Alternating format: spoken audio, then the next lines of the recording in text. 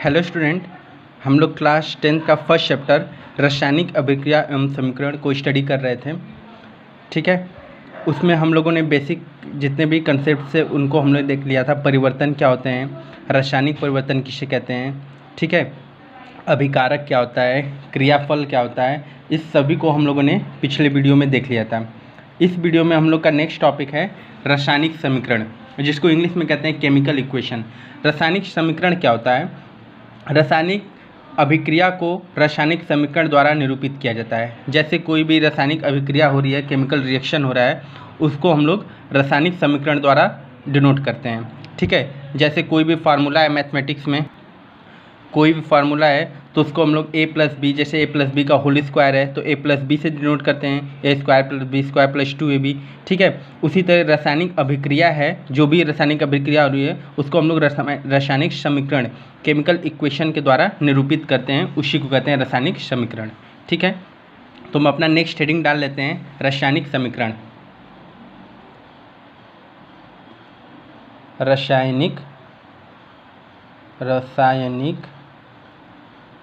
समीकरण,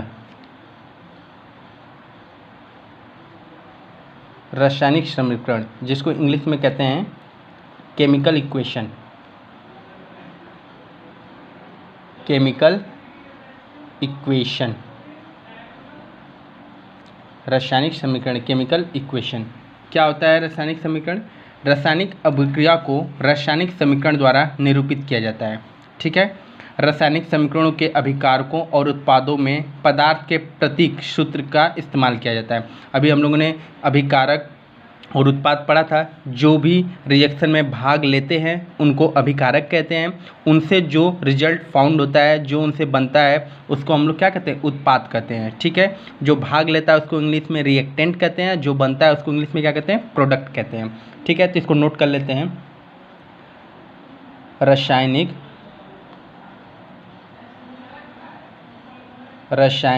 अभिक्रिया, रासायनिक अभिक्रिया को रासायनिक समीकरण द्वारा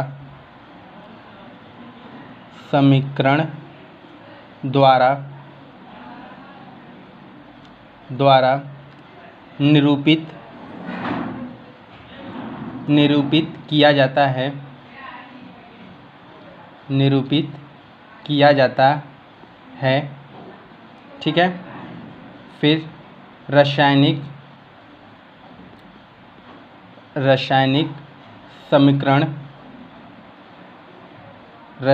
समीकरण के अभिकारकों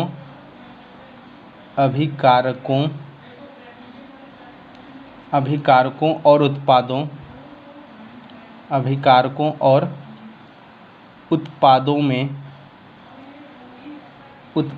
में पदार्थ के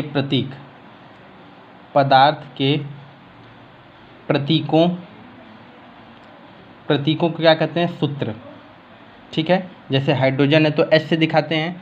ठीक है, पानी है तो उसको H2O से दिखाते हैं, तो उसको क्या बोलते हैं? रासायनिक सूत्र। सूत्र का इस्तेमाल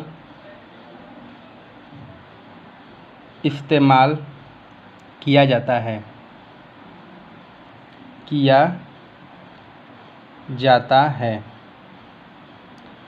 प्रतीकों के साथ उनके भौतिक अवस्था को भी लिखा जाता है। जैसे द्रव है तो लिक्विड लिखते हैं, गैस है तो क्या लिखते हैं? G लिखते हैं, ठोस है तो सॉलिड लिखते हैं। तो इस्तेमाल किया जाता है तथा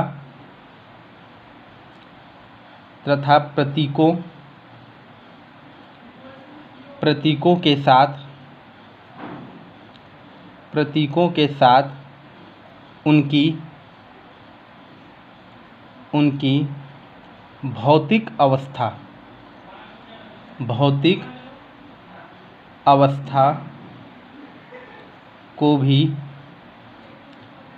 अवस्था को भी दर्शाया जाता है। ठीक है, फिर से एक बार, रासायनिक अभिक्रिया को रासायनिक समीकरण द्वारा निरूपित किया जाता है। रासायनिक समीकरणों के अभिकारकों और उत्पादों में पदार्थ के प्रतीक को क्या कहते हैं, सूत्र का इस्तेमाल किया जाता है तथा प्रतीकों के साथ उनके भौतिक अवस्था को भी दर्शाया जाता है। जैसे एक एग्जाम्पल हमने मैग्नीशियम ऑक्साइड का देखे थे, हम लोग पीछे देखे थे मैग्नीशियम ऑक्साइड वाला। फिर से उस एग्जाम्पल को यहाँ पे फिर से देख लेते हैं रासायनिक समीकरण में। ठीक है, तो एक एग्जाम्पल लिख लेते हैं। एग्जाम्पल क्या है, मैग्नीशियम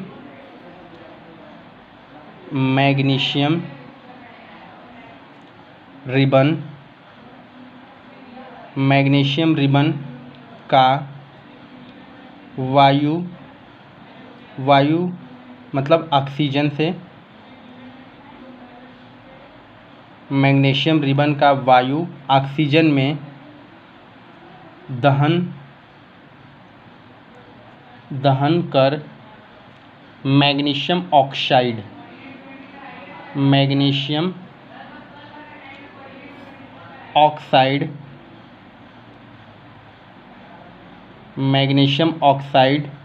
का बनना।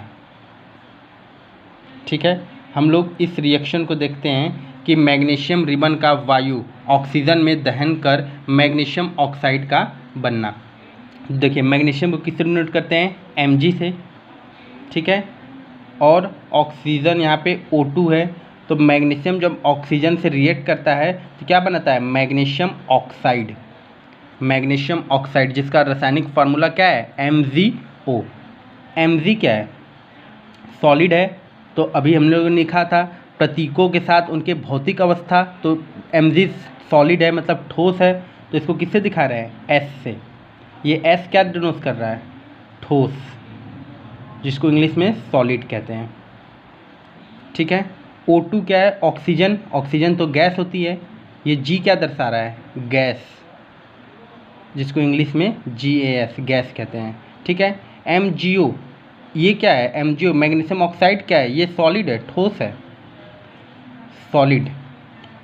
S किसको डिनोट कर रहा है, इसकी अवस्था को, सॉलिड, जिसको इंग्लिश में कहते हैं सॉलिड और हिंदी में कहते हैं ठोस।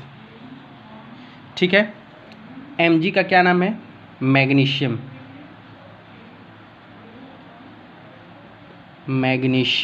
जिसको हिंदी में मैग्नीशियम ही कहते हैं। सेम नाम, इंग्लिश और हिंदी नाम इसका सेम है, मैग्नीशियम। ठीक है, O2, अब इसमें 2 ऑक्सीजन, मतलब ये ऑक्सीजन है, ऑक्सीजन के 2 मॉलिक्यूल है, ऑक्सीजन। ठीक है, MgO क्या कहते हैं, मैग्नीशियम ऑक्साइड।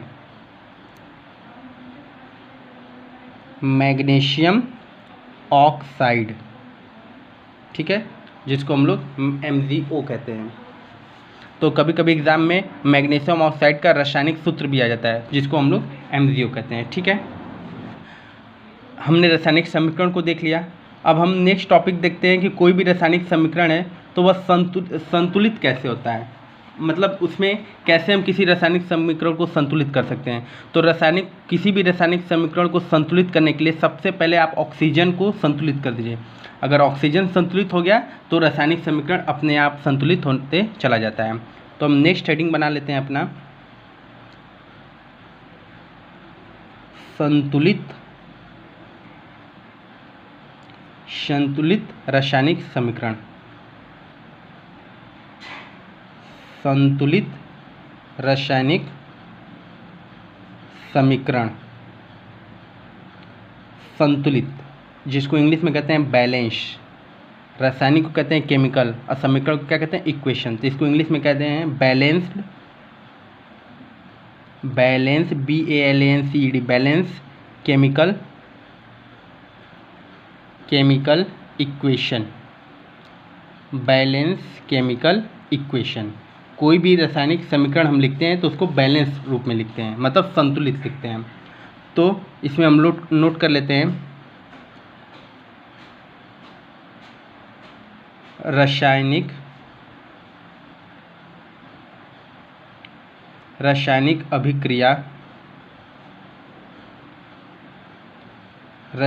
अभिक्रिया में अभिकारकों रासायनिक अभिक्रिया में अभिकारकों और उत्पादों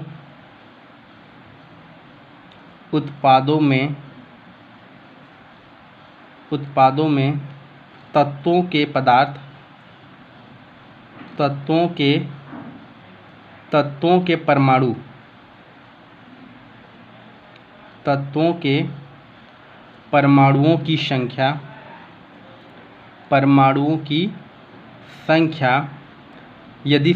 तत्वों के परमाणुओं की संख्या यदि समान हो तो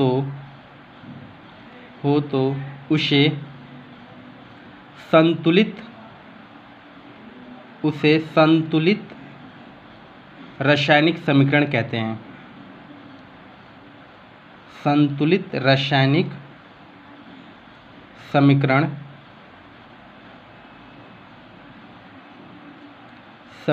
कहते हैं।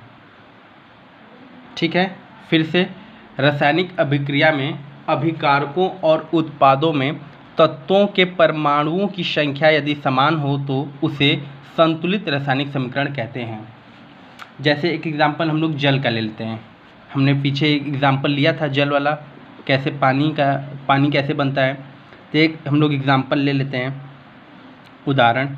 ऐसा एग्जांपल जो कॉमन डेली लाइफ में यूज होता है। तो पानी तो सभी यूज़ करता है। तो देखिए H2 हाइड्रोजन है, H2 प्लस O2। ठीक है, H2 और O2 मिलके क्या बनाता है? H2O, जल बनाता है। अब आपको पता है कि सबका आपको वो आपने लिखा है ना, प्रतीकों के साथ उनकी अवस्था को भी दर्शाते हैं। तो H2O क्या है? गैस है, तो यहाँ G लिख दिए। ऑक्सीजन क्या है? यह भी गैस है, इसको G लिख दे। लेकिन जब ये दोनों मिले तो किसका निर्माण किए? लिक्विड, द्रव का। ठीक है, अब देखिए इसमें H2O ये हाइड्रोजन है, हाइड्रोजन।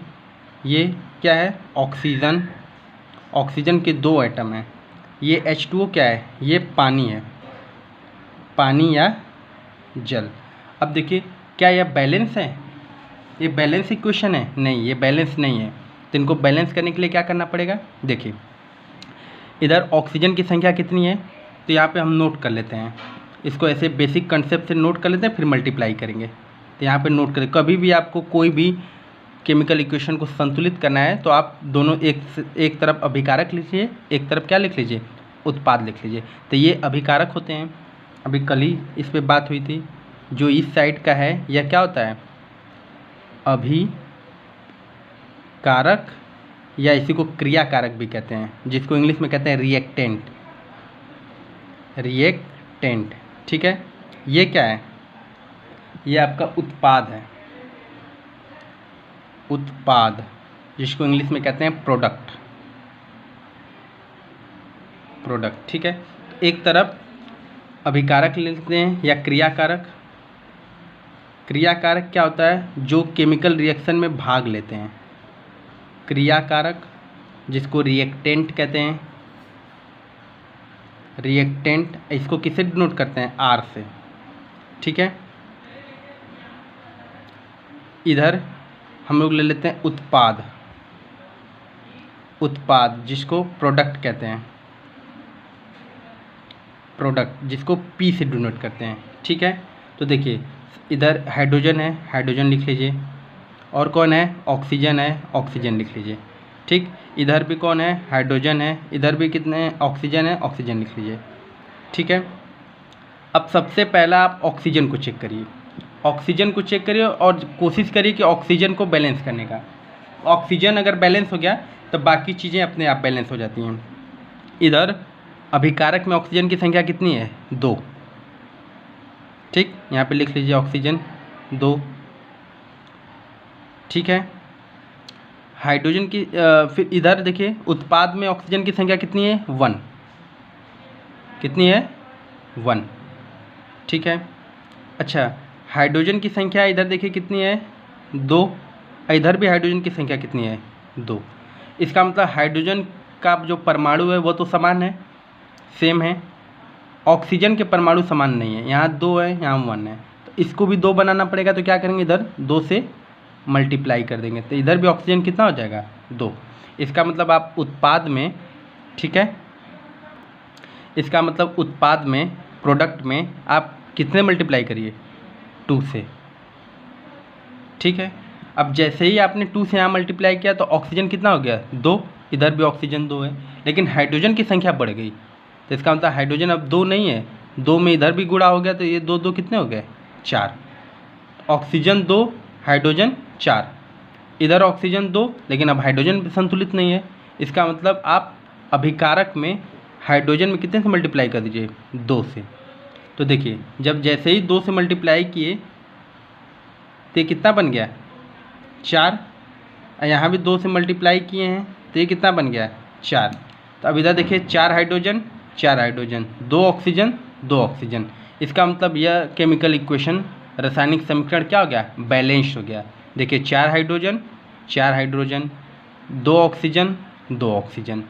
तो ये जो जल का सूत्र होता है 2H2O2 प्लस O2 मिलके 2H2O बनाते हैं, जो कि रासायनिक समीकरण क्या हो गया, संतुलित हो गया, जिसको इंग्लिश में बैलेंस्ड केमिकल इक्वेशन कहते हैं।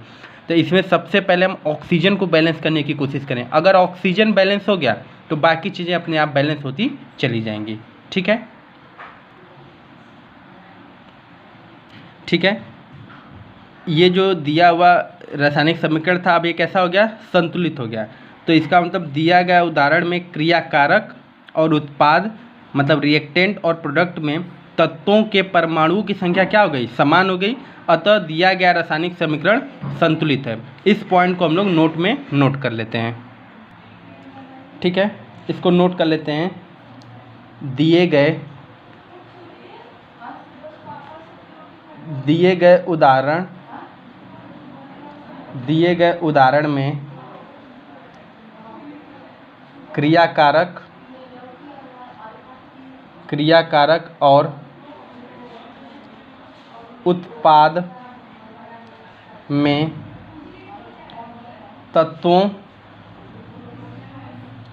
तत्वों के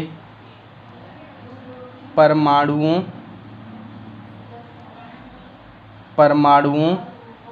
की संख्या समान है, अतः दिया गया रासायनिक समीकरण संतुलित है। मतलब यह जो दिया गया रासायनिक समीकरण क्या था, संतुलित है। इस तरीके से हम लोग ने बैलेंस केमिकल इक्वेशन का कंसेप्ट को पढ़ लिया, ठीक है। अब इसी बैलेंस पे एक और एग्जांपल देख लेते हैं, एक एग्जांपल और बना लेते हैं, ठीक है। मान लीजिए कोई रासायनिक समीकरण जो उसको संतुलित करना, तो हेडिंग बना लेते हैं रासायनिक समीकरण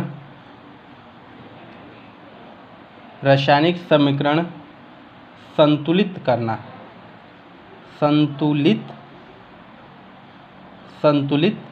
करना। जैसे कोई भी रासायनिक समीकरण दिया है उसको संतुलित करना, कैसे करेंगे। तो अभी हमने देख लिया कि अगर ऑक्सीजन को हम कोई भी रासायनिक समीकरण अगर ऑक्सीजन को बैलेंस कर दिए तो बाकी केमिकल इक्वेशन अपने आप संतुलित होते चले जाएंगे। तो एक एग्जांपल लिख लेते हैं, Fe प्लस H2O, ठीक है, Fe प्लस H2O मिल के बनाता है Fe3O4 प्लस H2, ठीक है, Fe3O4 प्लस H2, ठीक है। इसमें Fe क्या है, आयरन, Fe को आयरन कहते हैं। H2O क्या है, ये तो पानी है, जल है, वाटर, ठीक है। Fe3O4 का जो रासायनिक नाम है इसको आयरन ऑक्साइड या इसको फेरिक ऑक्साइड ठीक है, आयरन ऑक्साइड या इसको फेरिक ऑक्साइड के नाम से जानते हैं। और H2 क्या है? ये तो हाइड्रोजन गैस है, हाइड्रोजन गैस है। ठीक है, ठीक है, ये इनका रासायनिक नाम है। तो सबसे पहले हम एक साइड, इसको अभिकारक कहते हैं, इस साइड को LHA साइड को, तो इधर लिख लेते हैं अभिकारक, अभिकारक जिसको इंग्लिश में कहते हैं रिएक्टेंट, रिएक्टेंट जिसको R से डिनोट करते हैं। ठीक है, और एक साइड लिख लेते हैं उत्पाद, मतलब जो प्रोडक्ट बना, जिसको इंग्लिश में प्रोडक्ट कहते हैं। ठीक है, जिसको P से डिनोट करते हैं, प्रोडक्ट। तो अभिकारक में कौन कौन से हैं उनको नोट कर लीजिए। हाइड्रोजन Fe है, H है और O है। इधर भी Fe है, O है और H है। ठीक है, अब इसमें देखिए परमाणुओं की संख्या सबकी देखिए। तो सबसे पहले ऑक्सीजन को देखिए, ऑक्सीजन यहाँ कितना है? 1 है। ठीक है, इधर आपका ये हाइड्रोजन कितना है? 2 है। आयरन कितना है? 1 है। ठीक, सिमिलरली इधर Fe कितना है? 3 है। ऑक्सीजन कितना है? 4 है। हाइड्रोजन कितना है? 2 है। ठीक है, तो सबसे पहले अगर हमको ऑक्सीजन को बैलेंस करना है तो यहाँ 4 ऑक्सीजन है, तो यहाँ कितने ऑक्सीजन होने चाहिए? यहाँ भी 4 होने चाहिए ऑक्सीजन, यहाँ पे भी 4 होने चाहिए। तो 4 कैसे आएगा? इसका मतलब इस पूरे साइड H2O में हम 4 से मल्टीप्लाई करेंगे, इसका मतलब यहाँ पे 4 से मल्टीप्लाई करेंगे तभी ये 4 होगा। ठीक है, तो यहाँ पे हम इस इक्वेशन को फिर से लिख लेते हैं, सेम इक्वेशन को यहाँ पे लिख लेते हैं। Fe प्लस H2O मिल के क्या बना?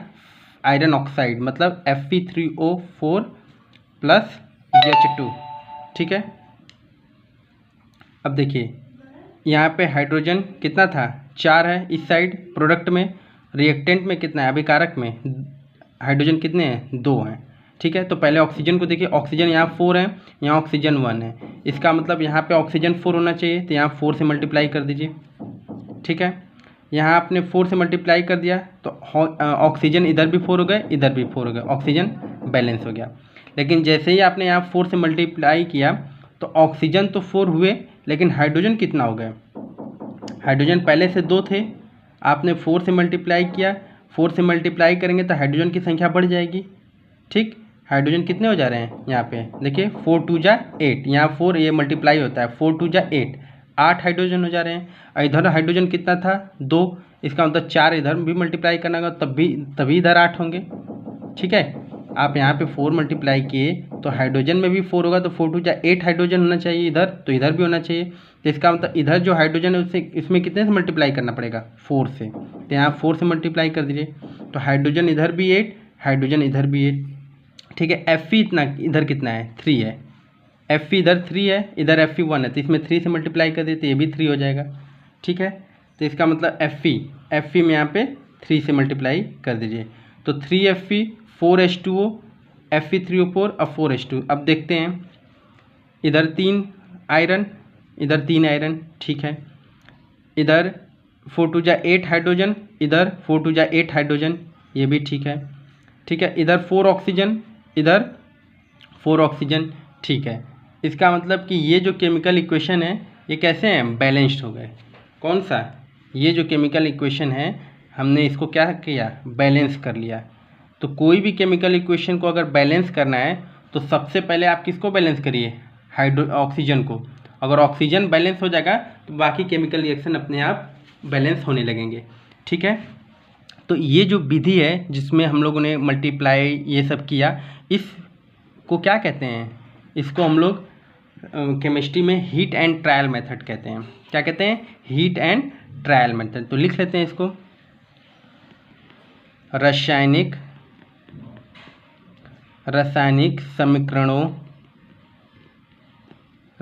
समीकरणों को